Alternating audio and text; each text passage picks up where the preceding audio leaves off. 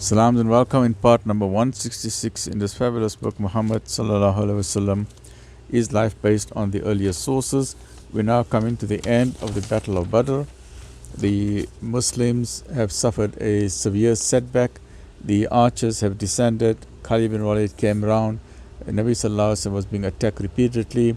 At one stage, the sword hit him. The coat mail went to his cheekbones. He collapsed unconscious, but they led him up safely up to the mountain of Uhud, where at one stage there was a large boulder. He could not climb over it. Talha bent down, and Nabi Sallallahu Alaihi Wasallam climbed on his shoulder, and he went up. And it was more or less like a cave in which Nabi Sallallahu Alaihi Wasallam and the Sahaba found some refuge there. And even in modern times, the area of Uhud is a famous place where the Muslims come to for pilgrimage, and it's one of the places of ziyarah. So what lessons, let's just look very briefly at a quick summary. Lessons that we can learn from the Battle of Uhud. One is to obey the leader. The Prophet Muhammad Sallallahu Alaihi Wasallam asked the guardians of the hill not to depart on their own, but they did with disastrous consequences. Even the most powerful leader like the Prophet Sallallahu Alaihi Wasallam will not be able to save the people if they are disobedient to him. Secondly, being a Muslim does not assure victory. There must be planning and strategies. The character and actions of an individual determine the outcome of a battle. Even after many years, the Battle of Uhud is still a significant chapter in the Islamic history. Mount Uhud is currently one of the most famous mountains in the Arabian Peninsula. Because of its Islamic past, it attracts numerous visitors. Muslims visit the battlefield of Uhud to witness the historical legacy, the graveyard of the soldiers, and the picturesque terrain of Mount Uhud. They also climb the peak to view the Uhud battlefield to try and get a glimpse of what the Nabi Sallallahu Alaihi Wasallam saw. Hiking and rock climbing among the thrilling activities conducted there here at Mount Uhud as part of the ziyarah. In addition, it houses the cave known as Ghar Uhud, the cave where Muhammad Sallallahu Alaihi Wasallam took refuge after the battle. There is also a mosque present in the valley of Mount Uhud. Right, so let's continue with this. Now we're looking at the chapter number 53, which is part 166, and we're looking at chapter number 53, which is revenge, where now that the Muslims are now have taken refuge in Mount Uhud, the battlefield is laying open for the Quraysh, and they now some of them are now mutilating the bodies with terrible outcomes, and they are now taking revenge. Quraysh were now busy about their dead. So let me just see if we can, before we come to what the Quraysh are doing, let's just see briefly what some of the scholars have to say with regard to this, the aftermath of the battle itself. Right. The battlefield is generally believed by scholars to be a defeat for the Muslims, as they had incurred greater loss than the Meccans. Robinson, in his book Writing the Encyclopedia of Islam, states the notion that the Muslims suffered a disheartening defeat. But other scholars such as William Montgomery Watt disagree, noting that while the Muslims did not win, the Meccans had failed to achieve their strategic aim of destroying Muhammad Sallallahu Alaihi Wasallam and his followers, and that the Meccans' untimely withdrawal indicated weakness on their part. And I agree with this latter understanding, in the sense that I don't regard it as a victory or a defeat. It was basically a draw, and it was not a clear-cut victory for the Quraysh, because they did not take advantage, they did not capitalize on the victory that they had. They just quickly took the revenge, and they ran out of their helter-skelter, because immediately the next day Nabi Sallallahu Alaihi Wasallam formed another army in pursuit of the Meccan army. When Abu Sufyan heard that Nabi Sallallahu Alaihi Wasallam is behind them, he ran back to Mecca. Nabi Sallallahu Alaihi Wasallam wanted to make sure that the Medina territory must be safe. So he wanted to kick them out of this territory. They say, you all don't belong here. And the Meccans, they ran away. So if they were as strong as what they thought, they would not have been scared. But meanwhile they got up and they ran away. But let's look at this chapter regarding the revenge, right? So now we don't need this map anymore. I'll just keep it here in case we need to refer to it, right?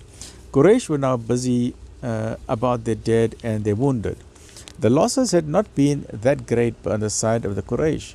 There were only 22 killed out of 3,000.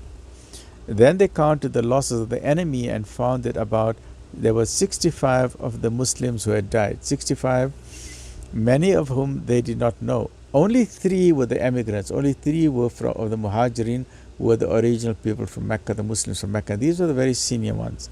One was Hamza bin Abdul Muttalib, Hamza radiallahu anhu. Then was Mus'ab ibn Umair, the wonderful, amazing human being who came there.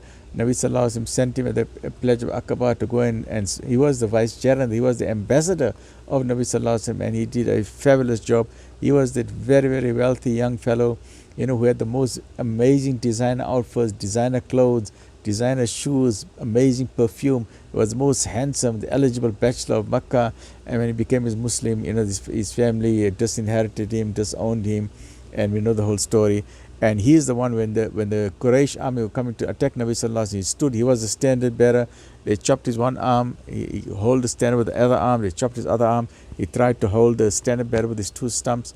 And famously, when they were burying him as a shaheed, then he did not even have the cloth. When they tried to cover his head, his feet were exposed. When they tried to cover his feet, his head was exposed. He was this fabulously, fabulous, wealthy person. One of the most, he was not one of the most, he was the wealthiest heir or inheritor of his father's entire empire. He gave all of that up for Deen al-Islam and for the love of Nabi Sallallahu Alaihi Wasallam. Right. A few other bodies at some distance from the center of the field, wounded as well as dead, escaped their notice. Among these was Shamas, still alive but unable to move. So some were still injured on the battlefield. In vain, but the main thing they were concerned about is looking for the body of the Prophet Sallallahu Alaihi Wasallam, because that's what the rumor was, that he had died. So they're looking everywhere. They're not interested in anybody else. They say, where is he? Because we need to find out where is he. And that is why the battle was over, because they said, no, he had died. So in vain they searched for the body of Muhammad Sallallahu Alaihi Wasallam. And while they were doing so, Washi, remember Washi the Abyssinian, who treacherously assassinated or killed or murdered Hamza radiallahu anhu, not in a fair fight, but from behind his back, went back to the body of Hamza radiallahu anhu, ripped open his belly, cut out his liver, and brought it to Hind. And then he asked Hind, what shall be mine for slaying the slayer of your father? And Hind said, you will get all my share of the spoils. And then he told her, this is Hamza's liver. He said, and she took it from him and bit away a piece of it, chewed it, swallowed a morsel in fulfillment of a vow, and spat out the rest of the liver. Show me where he is. So Washi took Hind to the body of Hamza radiallahu anhu, and she cut off his nose and ears and other parts of his flesh.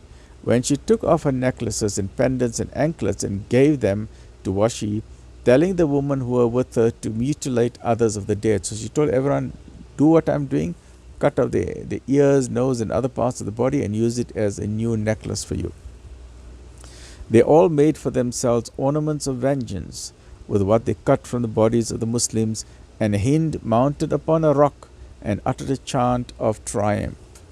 1 or 2 men of Quraysh also sought to slake their thirst for revenge by mutilating the dead, but their Bedouin allies were outraged, because this was unheard of among the chivalrous honor among the Arab tribes, that you don't mutilate the dead. This is something you're crossing the red line, you don't do that. So Abu Sufyan was striking the side of Hamza's mouth with the point of his spear and saying, taste that, you rebel. When Hulais passed by, the leader of one of the clans of Kinana, in a loud voice, he said it so that Abu Sufyan could hear. He said, O sons of Kinana, can this be the Lord of Quraysh? They say, is this the Abu Sufyan, who is the chief of Quraysh, who is acting in such a disgusting and cowardly manner, by poking the face of a corpse of Hamza radiallahu anhu, to do that. This is not what the Arabs would normally do, right? So he says, O sons of Kinana, can this be the Lord of Quraysh, who is doing what you see with the body of his dead cousin?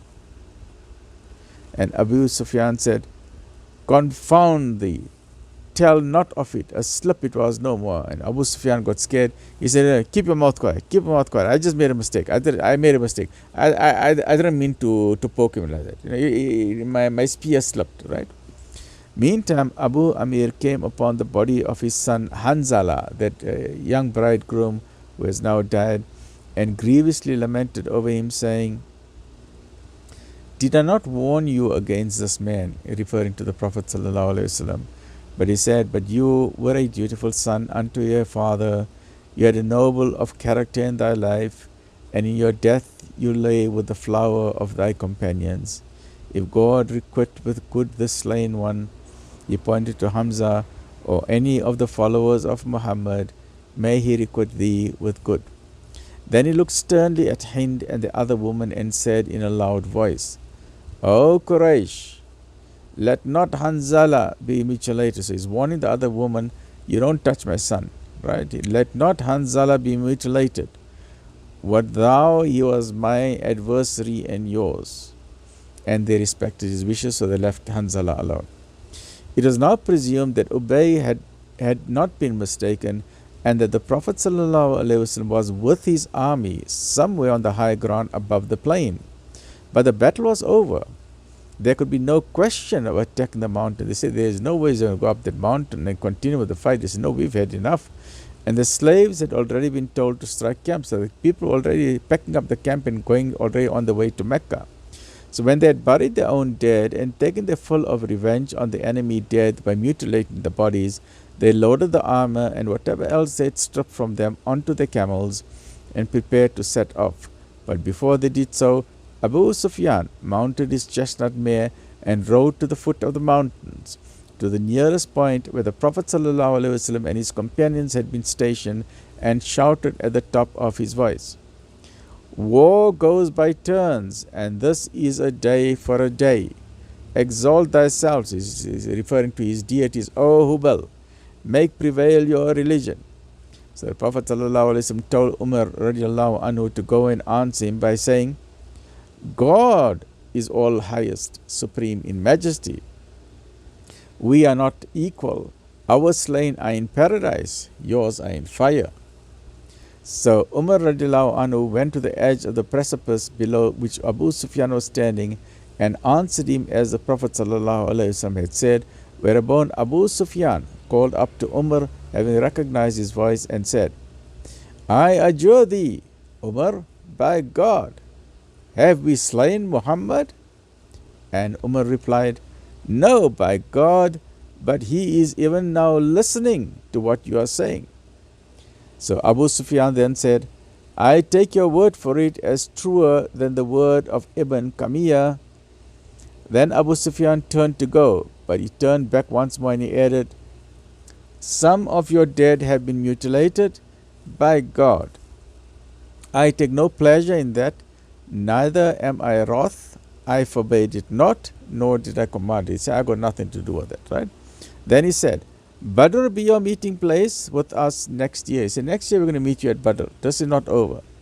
Hearing this, the Prophet ﷺ sent another of his companions to the edge of the cliff to shout his response, that is a binding trust between us. The word trust means meeting. He said, that is a meeting and we're going to keep you. The Prophet ﷺ told him, we're going to meet you at Badr next year and don't escape. And as we know, the Prophet ﷺ went for the meeting, but Abu Sufyan did not come, right? So Abu Sufyan rode to where his army was waiting for him at the further side of the plain, and they set off towards the south. It was too far for Umar to discern clearly their formation, so the Prophet ﷺ sent Sa'ad of Zuhra down to the plain to follow them and see what they were about. The Prophet, and he said, if they are leading their horses and riding their camels, it means they are heading for Mecca. But if they are riding their horses and leading their camels, then they are going towards Medina. So the Prophet ﷺ does not know, are they going on the way to attack Medina or are they returning home? We need to know, because we need to defend Medina. And by him in whose hand is my soul, if that is their aim, if they want to attack Medina, I will overtake them and I will fight them. Now look at the vigor. The Prophet ﷺ is still ready to fight. He said, we need to protect Medina. Go see where they're going. In what direction are they going? Saad went down to the gully where the Prophet ﷺ stallion, Sakab, had been tethered ever since their arrival at Uhud, and having ridden after the Meccans until he had a clear sight of them, he then hastened back with the glad tidings that their horsemen were on camelback, leading their horses beside them. That means that they were on the way to Mecca and they're not going to attack Medina. As one of them said in after years, namely Amr, who had taken part with Khalid in the decisive cavalry charge. We had heard that Abdullah ibn Ubay had returned to Medina with a third of the army, and that some men of Aus and Khazraj had stayed in the city. Nor could we be certain that those who had retreated would not return to the attack, and many of us were wounded, and nearly all our horses had been pierced by arrows, so we went on our way. So the Meccans were not interested in fight. Their horses were injured, by the initial flurry of arrows, and many of them were wounded, and he said, these Muslims are not an easy foe to get rid of, and he said, we are not interested, because Abdullah ibn Ubay is still there with 300 people in Medina, and if the Prophet ﷺ knows that we are on the way to Medina, they're going to come behind us, and then we will be caught in a battle that we don't want. So we rather count our losses and rather head back to Mecca.